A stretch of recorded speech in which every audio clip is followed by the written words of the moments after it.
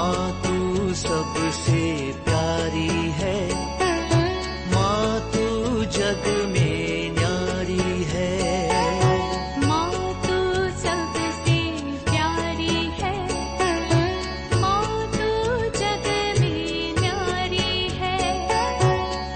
अपने आंचल में रखना, अपने आंचल में रखना। हमें वरदानों से भरना। माँ तू सबसे प्यारी है, माँ तू जग में न्यारी है। माँ तू सबसे प्यारी है, माँ तू जग में न्यारी है। पिता, पुत्र और पवित्र आत्मा के नाम पर आमीन। आप सबों को जय यीशु। हम लोग आज एक और क्लास झूठी शिक्षा जो चल रहा है उसका पर्दाफाश करना चाहूँगा। मैंने हाल ही में ही ये जो झूठी शिक्षा में एक क्लास माता मरियम के विषय में ले चुका हूँ। माता मरियम का कन्यत्व के विषय में, उनके अन्य बच्चों के विषय में जो बोला हुआ है मैं उसका एक्सप्लेन नहीं किया था।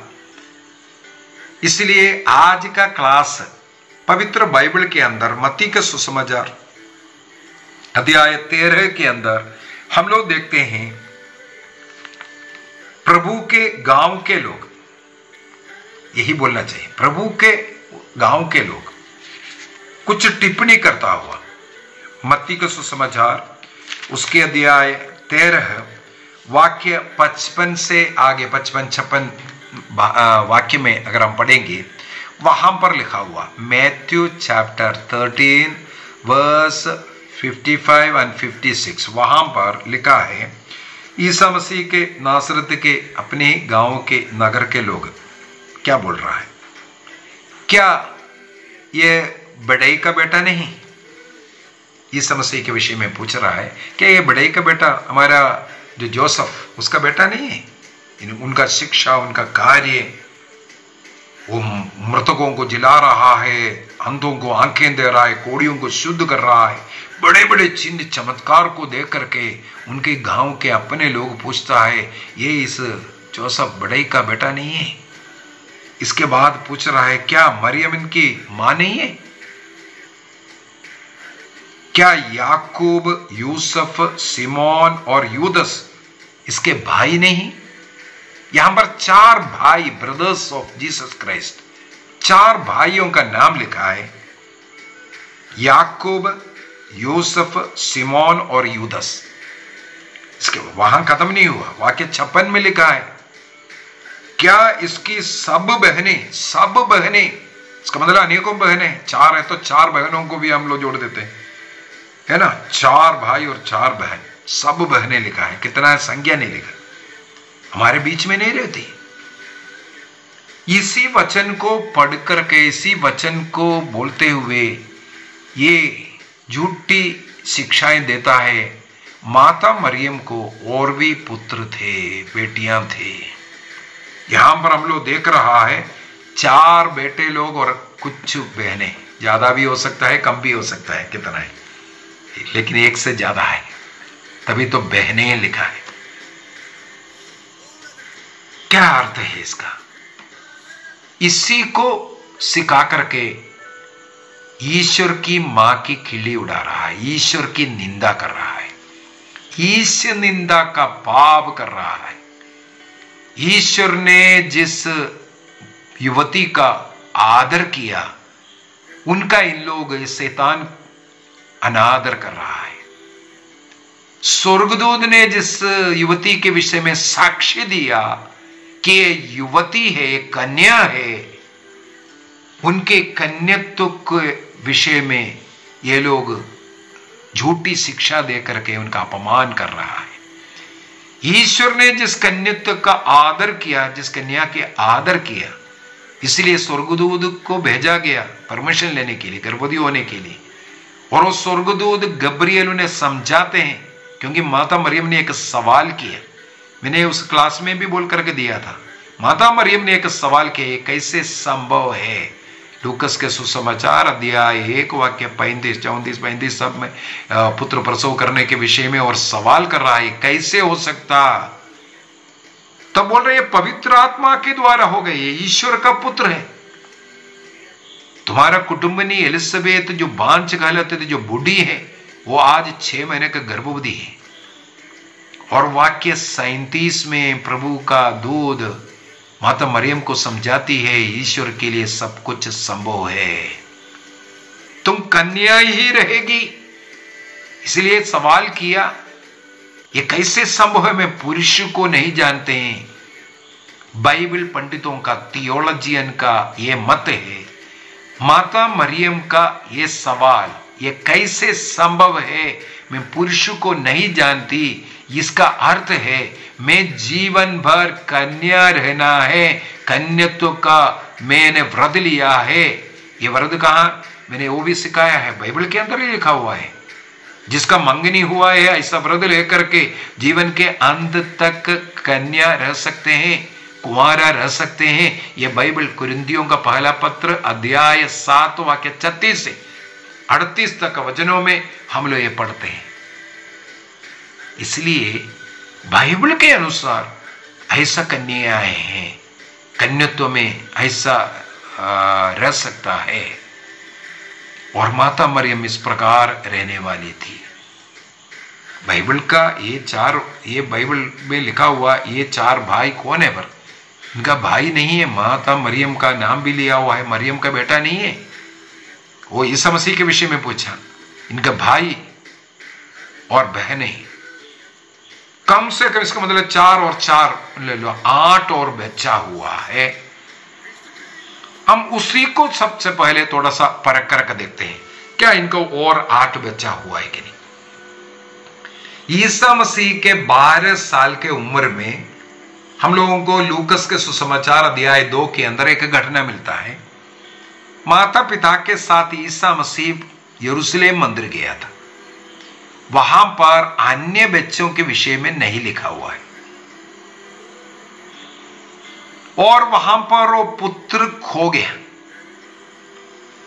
जोसेफ ने सोचा, वो 12 साल का उम्र क्या है, 12 साल तक बच्चे मम्मी के साथ मंदिर में रहना है, पुरुषों के स्थान में जाकर के नहीं रह सकता। यहूदियों का नियम है, ये सब नियम जानना जरूरी है। लेकिन 12 साल जब हो जाता है वो पुरुषों के साथ भी रह सकता है, 12 साल होने के कारण। 12 साल के पहले नहीं हो सकता। अब ये 12 साल में गया।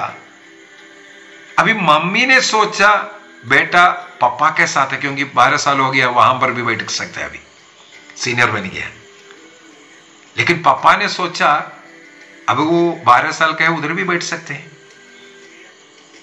इसी वजह से कहा जाता है, ये थियोलॉजियन का मत है, ऐसे किताबों में हमें पढ़ने के लिए मिलता है। इसलिए इन लोग चलते हैं, उस जमाने में कैसे चलते, स्त्रियां अपना झुंड बना करके, पुरुष लोग अपने झुंड बना करके एक दिन का सफर करने के बाद कहीं टंडी लगा करके फिर उन लोग विश्राम करते हैं। उस समय पर पति पत्नी लोग आपस में ढूंढ रहा है। माता मरियम से मिला तो ना माता मरियम के पास, यीशु कहाँ है, यीशु कहाँ है। मैंने सोचा आपके साथ, मैंने सोचा आपके साथ, क्योंकि बच्चा 12 साल के नीचे है तो मम्मी के साथ है, उसके ऊपर है तो पुरुष के साथ रहता है अधिकतर। अब ये एक्सैक्ट 12 होने के कारण इन लोगों ने सोचा वहां होगा यहां होगा, इसलिए खो गया करके कहते हैं। और उसके अंदर कहीं भी ये भी नहीं लिखा है ईसा मसीह के बाद कोई और भी बच्चा हुआ, उससे पहले तो नहीं था। क्योंकि मत्ती का सुसमाचार अध्याय 2 वाक्य 25 में साफ साफ लिखा हुआ है, वो कुंवारी गर्भवती होकर के प्रसव तक उनका साथ नहीं रहा। इसका ये मतलब नहीं इसके बाद साथ में रहा, उनको और भी बच्चा हुआ। और बच्चा हुआ तो 12 साल के उम्र तक नहीं मिला। इसके बाद ईसा मसीह का प्राइवेट लाइफ में, इसका मतलब माता मरियम और संत योसेफ उनके साथ वहां रह रहे थे। अगला 18 साल तक उनका प्राइवेट लाइफ था। उस प्राइवेट लाइफ के अंदर हम लोग कहीं नहीं देख रहा है कोई और बच्चा हुआ, लेकिन हम लोगों को पब्लिक लाइफ ईसा मसीह का शुरू होते ही हम लोग देख रहे हैं संत जोसेफ ने उनका मृत्यु, इसका मतलब पहले से हो गया, पहले से हो गया। अभी 4-4-8 बच्चा फिर कब हुआ?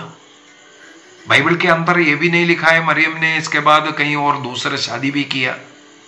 12 साल तक और कोई बच्चा नहीं था। एक और उदाहरण है, योहन का सुसमाचार अध्याय 19 में अगर जाएंगे, ईसा मसीह क्रूस पर मर रहा है। उस समय पर क्रूस के पास खड़े माता मरियम को और जिस शिष्य को ईसा मसीह सबसे ज्यादा प्यार करते हैं, उन्हें देख करके उस शिष्य से कहते हैं ये तुम्हारी मां है, और मां से कहते हैं ये तुम्हारी बेटा है। यदि माता मरियम को इस प्रकार 4 भाइयां और 4 बहनें, 7-8 बच्चे और है, तो माता मरियम को ईसा मसीह ने क्रूस पर से इस योहन को, जो सबदी का पुत्र योहन है, उनको क्यों पकड़ाया? और वहां पर लिखा हुआ है उस शिष्य ने उस समय से ईसा मसीह की उस मां को अपने हाथ शरण दिया। इसका मतलब उनके हाथ था। और आगे इतिहास में अनेकों किताबों में भी हम लोगों के पढ़ने के लिए मिलता है, माता मरियम के जीवन के अंत तक माता मरियम योहन के साथ रहा। पहले यरूशलेम में, इसके बाद एफेसुस में। उसका अनेकों उसका जो किताबें हैं उसका सबूत है। उस समय पर भी उनका कोई बच्चा नहीं था साथ में।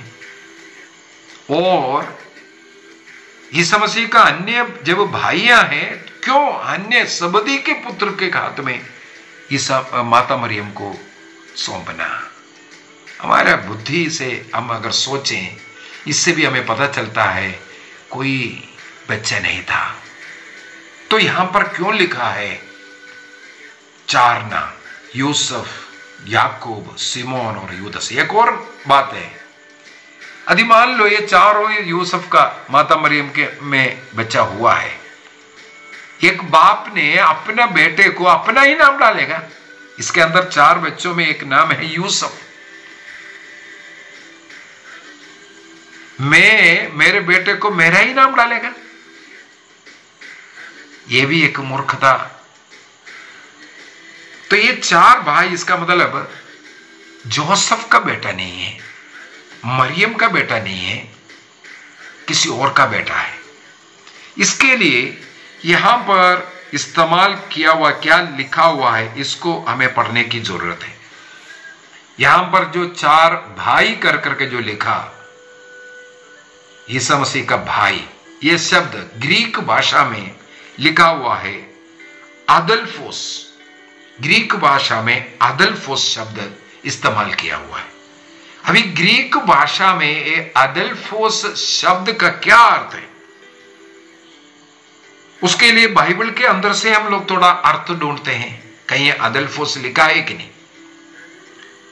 हमें लोत के विषय में जहां लिखा हुआ है, सबसे पहले लोत के विषय में उत्पत्ति ग्रंथ अध्याय 14 वाक्य 14 के अंदर लोत अब्राहम का भाई ये कर करके लिखा है, ब्रदर अदोल्फस। ये जो अदोल्फस शब्द अब्राहम का और लोत के रिश्ते में लिखना, जबकि उत्पत्ति ग्रंथ अध्याय 11 के अंदर जो वंशावली है और अब्राहम का बुलावा 12 में, और उससे पहले लोत के विषय में लिखा है, वाक्य 27 में मिलेगा।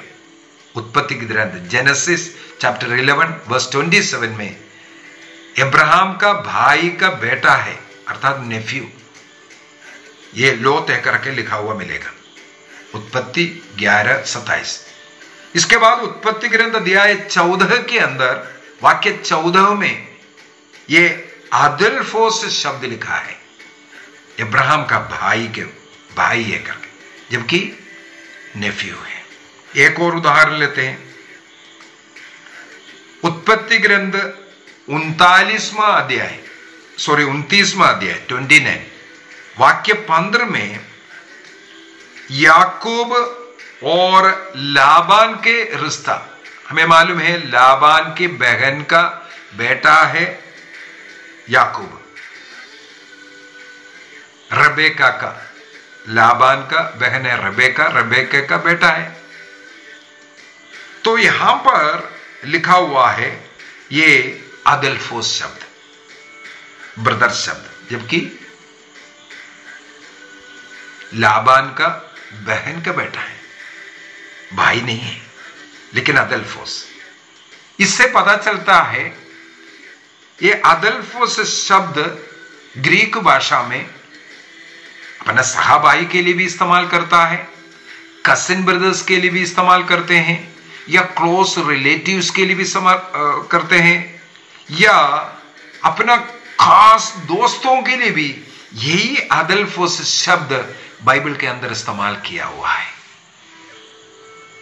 इसका मतलब ईसा मसीह का सहा भाई, माता मरियम में जन्म लेने वाला भाई होना जरूरी नहीं है, क्योंकि वहां पर इस्तेमाल किया हुआ यह शब्द अदल्फोस कसिन ब्रदर्स भी हो सकता है। इसलिए कैथोलिक कलीसिया का धर्म शिक्षा ग्रंथ कैटेकिज्म ऑफ कैथोलिक चर्च 500 में इसके विषय में लिखा हुआ है। ये जिस विषय में जिन 4 भाइयों का नाम लिखा हुआ है, ये मरियम का बेटा जरूरी है। कौन सा मरियम का? दूसरी मरियम बोल करके बाइबल के अंदर लिखा हुआ उनके अंदर है।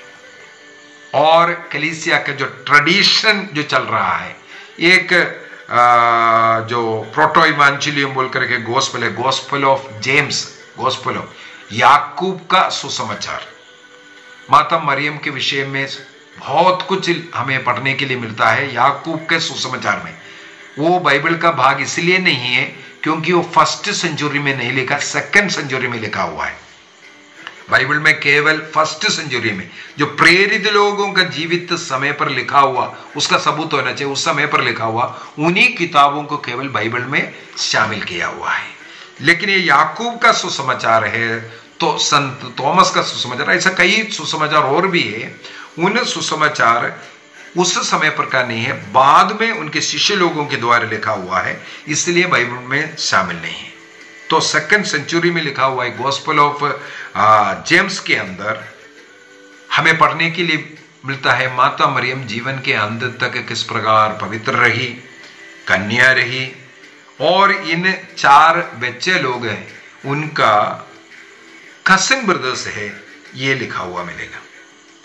और 4th सेंचुरी का संत अम्ब्रोस और संत जेरोम, देखो ट्रेडिशनली क्या हमें सिखा रहा है। संत अम्ब्रोस 4th सेंचुरी में और जेरोम वो भी 4th सेंचुरी का, उनके किताबों में माता मरियम के इस परपेचुअल वर्जिनिटी के विषय में लिखा हुआ है। और ब्रदर्स ऑफ जीसस उनका कसिन है, ये लिखा हुआ मिलता है। और माता मरियम जीवन के अंत तक वो कन्या थी, कुंवारी थी, ये आदिम कलीसिया का उस विश्वास को इनके किताबों में भी हमें पढ़ने के लिए मिलता है। इसका मतलब कई कारण हम लोगों ने देखा, ये माता मरियम का बच्चा नहीं हो सकता, चाहे जोसेफ का मृत्यु हो और इन 4 भाइयों में एक बेटे का नाम जोसेफ ही हो, और माता मरियम और योहन को ईसा मसीह ने माँ बेटे के रूप में मिलाया, और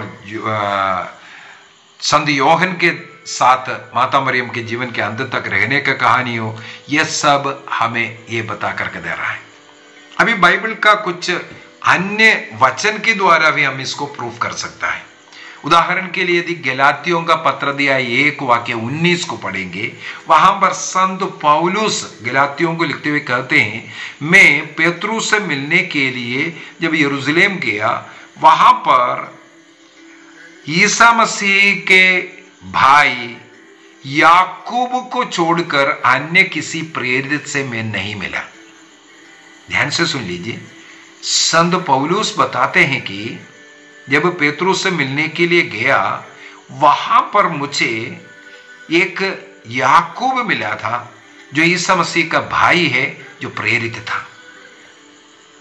याकूब का जो शहादत के विषय में, हेरोद के द्वारा गला काटने के विषय में सब हम लोग प्रेरित चरित्र में भी पढ़ते हैं। तो उसका मतलब वहां पर पौलुस गया तो वहां पर वो था, उनसे मिला था करके।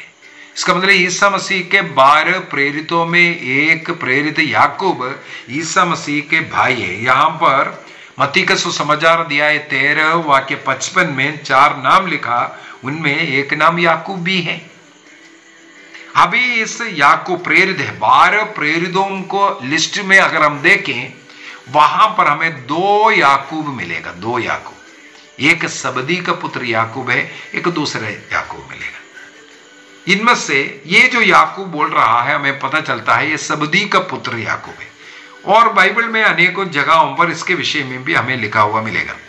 यदि हम लोग मार्कुस का सुसमाचार अध्याय 15 वाक्य 40 को पढ़ेंगे, याकूब का पत्र अध्याय 15 वाक्य 40, मार्कुस का सुसमाचार अध्याय 15 वाक्य 40, वहां पर यीशु मसीह के क्रूस के पास खड़े रहने वाले महिलाओं के विषय में लिखा है। वहां पर एक स्त्री का नाम मेरी क्लोपस लिखा हुआ है। मेरी क्लोपस, क्लोपस का पत्नी है वो मेरी, उनका नाम मेरी है। और बाइबल में कई जगहों पर उनको दूसरी मरियम भी लिखा हुआ है। जहां कहीं भी दूसरा मरियम लिखा है, ये है क्लोपस का जो पत्नी मरियम। और उनका याकूब का मां भी लिखा हुआ है। याकूब का मां है मेरी करके वहां पर हमें पढ़ने के लिए मिलता है। और अनेकों ऐसा वचनों के द्वारा हम ये भी प्रूफ कर सकते हैं। और कैटेकिज्म ऑफ कैथोलिक चर्च 499 में 499 में माता मरियम जीवन के आरंभ से लेकर के पवित्र जीवन जिए, क्योंकि निष्कलंक गर्भागमन उनका हुआ। ईश्वर ने उन्हें एक विशेष आशीष, जिस प्रकार पहले हेवा आदम को जन्म विशुद्धि में जन्म देने की कृपा मिला, जन्म पाप से उन्हें मुक्त रखा था, उसी प्रकार सेकंड हेवा माता मरियम को भी जन्म विशुद्धि में जन्म लेने की एक कृपा दिया। अर्थात ईसा मसीह का क्रूस मृत्यु का वो जो फल, सबसे पहला फल माता मरियम को दे करके उन्हें जन्म विशुद्धि में जन्म लेने की कृपा दिया, इसलिए वो नित्य कुमारी। अभी कई लोग बोलते हैं उनके प्रसव के बाद तो कन्यात्व खत्म हुआ, नहीं। कलीसिया इसमें भी विश्वास कर रहा है। स्वर्गदूत गब्रियल ने कहा ईश्वर के लिए सब कुछ संभव है। यदि ईसा मसीह मरियम के गर्भ में कन्यात्व को भंग किए बिना प्रवेश किया, क्योंकि बाइबल साक्ष्य दे रहा है, स्वर्गदूत जोसेफ से भी कहा तुम्हारा पत्नी कन्या है, ईश्वर से वो जन्म लिया है। और मत्ती का सुसमाचार 1:25 में भी लिखा है वो कन्या है कर। तो इस प्रकार उनके कन्यात्व का सर्टिफिकेट स्वर्गदूत स्वयं दे रहा है। और कलीसिया ये सिखाते, जिस प्रकार ईसा मसीह कन्यात्व को भंग किए बिना मरियम में प्रवेश किया, संसार की ज्योति उस गर्भ से बाहर निकलने के लिए उनके कन्यात्व को भंग नहीं किया। कन्यात्व को भंग किए बिना माता मरियम पुत्र प्रसव किया, अर्थात ईश्वर ने उनके उस कन्यात्व को और आशीर्वाद दिया, पवित्र किया। इसलिए कलीसिया सिखाते हैं कि ना प्रसव के पहले, ना प्रसव के समय पर या प्रसव के बाद में उनके कन्यात्व को भंग नहीं हुआ और वो पवित्र जीवन जिए, जीवन के अंत तक वो पवित्र रहे। इसके लिए कलीसिया पुराना विधान के कुछ उदाहरण बता करके दे रहा है। मैंने इसका भी क्लास लिया था, माता मरियम का कन्यात्व का विषय में बोलने के लिए ये उदाहरण भी बताया। एक मूसा नबी ने जलती हुई झाड़ी का एक दर्शन किया और थियोलॉजियंस, जो बाइबल पंडित लोग, उसका उपमा मरियम के कन्यात्व के साथ करते हैं। उस झाड़ी के अंदर आग जल रहा है, लेकिन उस झाड़ी का एक पत्ता भी नहीं मुरझा रहा है। आग है, संसार की ज्योति, वो आग मरियम में, उनके गर्भधारण में, उनके प्रसव में लेकिन उनके उस कन्यत्व को, उस पत्ते को मुरझाने के लिए, कोई भंग होने के लिए नहीं दिया। दूसरा, यसेकिएल का ग्रंथ अध्याय 44 के अंदर ईश्वर ने यसेकिएल को उठा करके लेके गया यरूशलेम मंदिर। वहां पर उन्होंने देखा पूर्वी फाटक बंद रखा है, और स्वर्गदूत ने उनसे कहा, ईश्वर ने स्वयं उनसे कहा, यहां इस द्वार होकर के राजाधिराज प्रभु विश्वमंडल का ईश्वर प्रवेश किया है, इसलिए द्वार हमेशा के लिए बंद रखा जाएगा। यरूशलेम का पूर्वी द्वार आज भी बंद है। ये माता मरियम का कन्यत्व का एक चिन्ह है। मैंने अनेकों क्लास लिया, जो नया विधान का जो भी बातें हैं वो पुराने विधान में देखो, हमें वहां से पता चलेगी कि सत्य बात है। तो पुराने विधान के अंदर इस प्रकार का वर्णन किया है। ये माता मरियम का कन्यत्व, उनका पवित्रता का चिन्ह है। यरूशलेम मंदिर का पूर्वी फाटक हमेशा हमेशा के लिए बंद रखना, क्योंकि विश्वमंडल के ईश्वर वहां से प्रवेश किया था। उससे भंग करे बगैर उसको बंद करके रखा, उसको पवित्र किया, उसको आशीर्वाद दिया। वो द्वार कभी अन्य संतान के लिए खुलेंगे नहीं। ईसा मसीह का मृत्यु के बाद उनका दफन विधि ऐसे एक कब्र में रखा जिससे कभी किसी ने इस्तेमाल नहीं किया। ईसा मसीह सवार हुआ, वो गधा जिसमें ईसा मसीह सवार हुआ, कोई और उसमें सवार करेगा? उस कब्र के अंदर कोई और को दफनाएगा? क्योंकि उस संसार का मुक्तिदाता ईश्वर है। ईश्वर हमेशा हमेशा के लिए उसको सील लगाया। इसलिए बोलना कि माता मरियम का और भी बच्चा हुआ, ये ईश निंदा का पाप है। भाइयों बहनों, जो भी व्यक्ति इसके खिलाफ जो बोल रहा है, ऐसा ऐसा शिक्षा, ये वचन बोल करके बोल रहा है, ईश निंदा का कार्य कर रहा है, शैतान का कार्य कर रहा है। ऐसा ईश निंदा का पाप मत कीजिए, कम से कम चुप रहो। माता मरियम का इतना किल्ली नहीं उठाना, ईश्वर की निंदा है। आइए हम अपनी आंखें बंद करें, प्रभु को धन्यवाद दें माता मरियम के लिए। हमें एक स्वर्गीय मां मिला है। ईसा मसीह ने अपने प्रिय शिष्य को मरियम को सौंपा। उस शिष्य का नाम उस योहन के सुसमाचार में कहीं भी नहीं लिखा। हर जगह पर लिखा है जिसे ईसा मसीह प्यार करते थे। वो प्रिय शिष्य मां को अपनाया, अपने घर में लाया। जो ईसा मसीह जिसे प्यार करते हैं, सब लोग ईसा मसीह को प्यार करते हैं।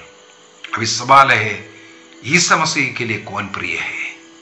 जी हां, जो कैथोलिक चर्च माता मरियम को आदर सम्मान दे रहा है, क्योंकि वो ईश्वर को प्रिय है। ईश्वर को प्रिय कलीसिया है। निर्णय कीजिए, हम मां का आदर करेंगे, क्योंकि वो ईश्वर की मां है, हमें मुक्तिदाता देने वाली है। आज भी हमारे साथ रह करके हमारी मदद करने वाली हमारी मध्यस्थ है। प्रणाम मरिया, कृपापूर्ण, प्रभु तेरे साथ है। धन्य तू स्त्रियों में और धन्य तेरे गर्भ का फल यीशु। हे संत मरिया, ईश्वर की मां, प्रार्थना कर हम पापियों के लिए, अब और हमारे मरने के समय। आमीन। पिता, पुत्र और पवित्र आत्मा के नाम पर आमीन। आप सबों को जय यीशु।